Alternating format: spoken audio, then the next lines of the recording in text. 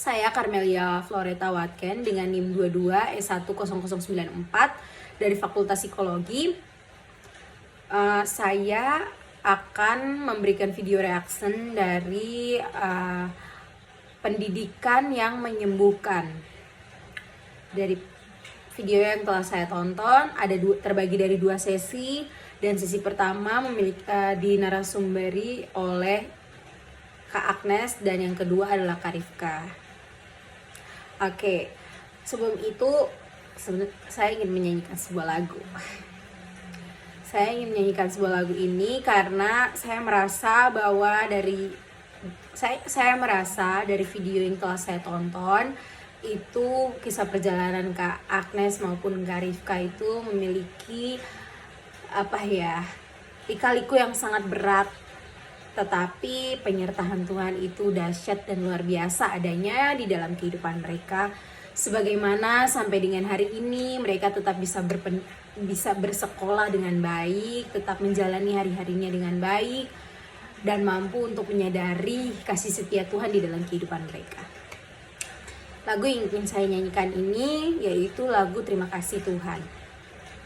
Terima kasih Tuhan untuk kasih setiamu yang ku alami dalam hidupku.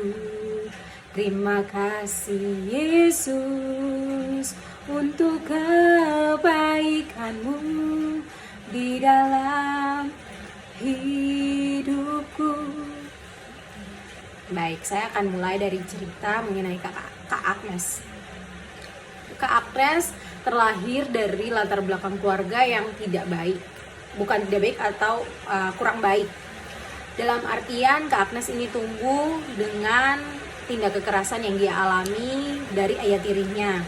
Ketika ibunya mengandung, Kak Agnes memiliki ayah kandung, tapi ayah kandung tersebut tidak bertanggung jawab, tidak mampu untuk bertanggung jawab dengan baik. Terus tidak mengakui keberadaannya Kak Agnes, dan juga ibu dari Kak Agnes berusaha untuk membesarkan Kak Agnes seorang diri.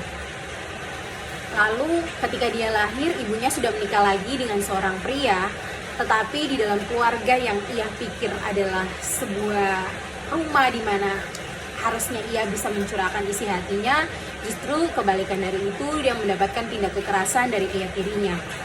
Sampai suatu ketika Kak Agnes memiliki rasa penasaran siapakah ayah tirinya, dan ia ingin mencari tahu dengan ekspektasi bahwa ayah tiri saya mungkin seperti itu karena saya bukan anak kandungnya, tetapi jika saya bertemu dengan ayah kandung saya, mungkin beliau tidak akan bertindak sekasar ini.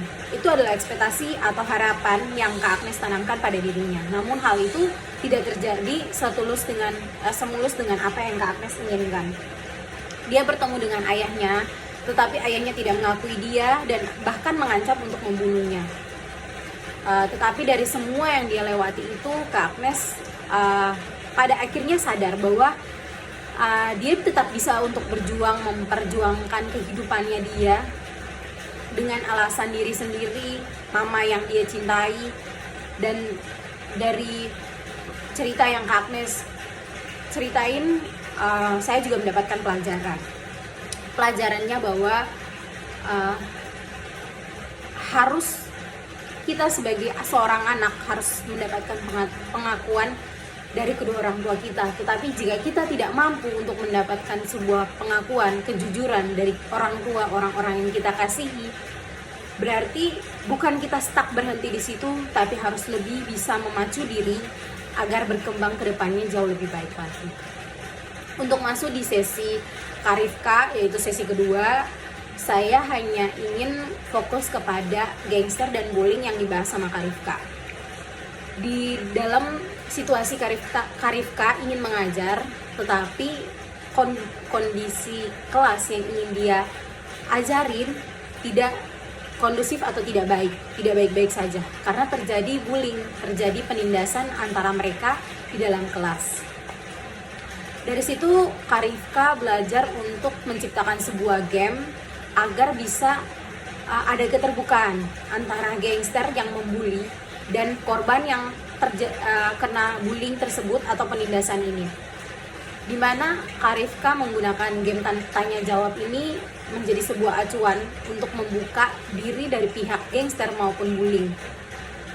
Dari situ bisa belajar bahwa ada beberapa hal yang mungkin mendasari terjadinya atau bisa terbentuknya gangster ini sampai dia punya pemikiran untuk bisa membullying orang lain, bisa untuk menindas orang lain.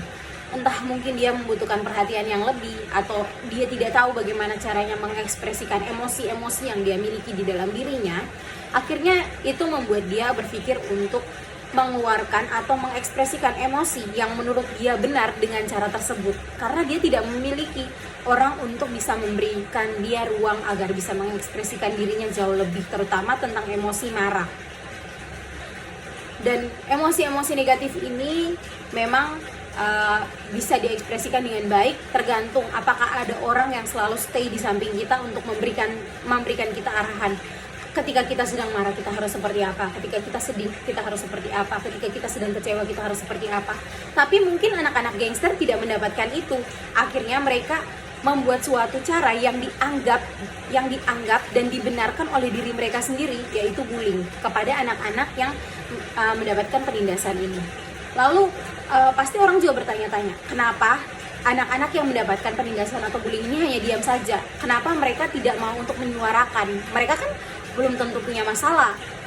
Tidak, kebanyakan pada umumnya anak-anak yang terkena penindasan, mereka itu justru memiliki masalah batin yang cukup lebih parah. Tidak parah sekali, tapi cukup parah.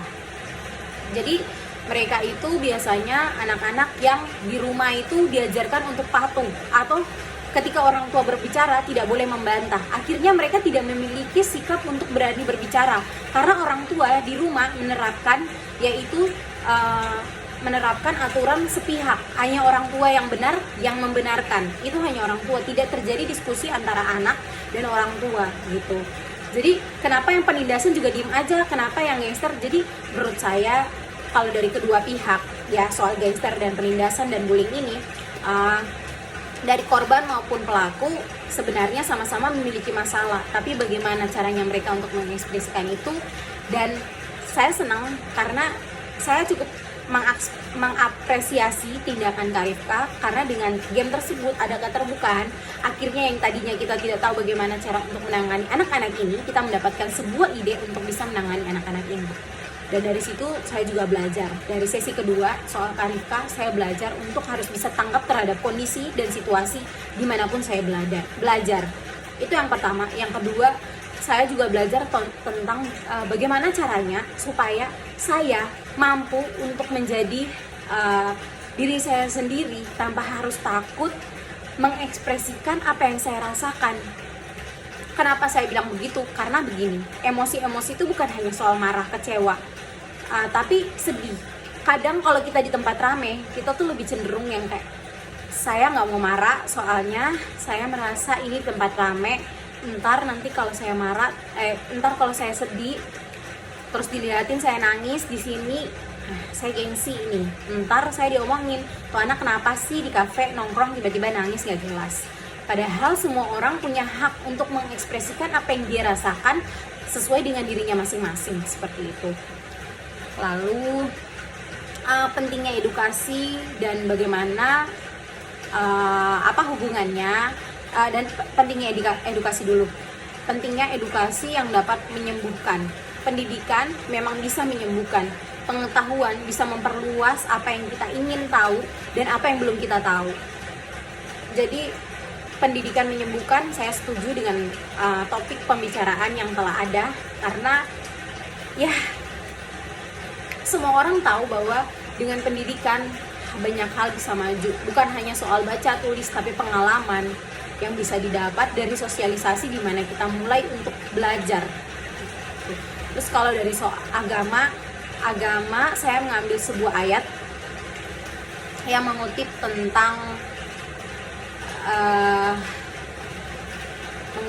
tentang masalah perbulingan ini, dan juga perjalanan hidup dari Kak Agnes, dan juga masalah dari faktor dari Kak Rifka.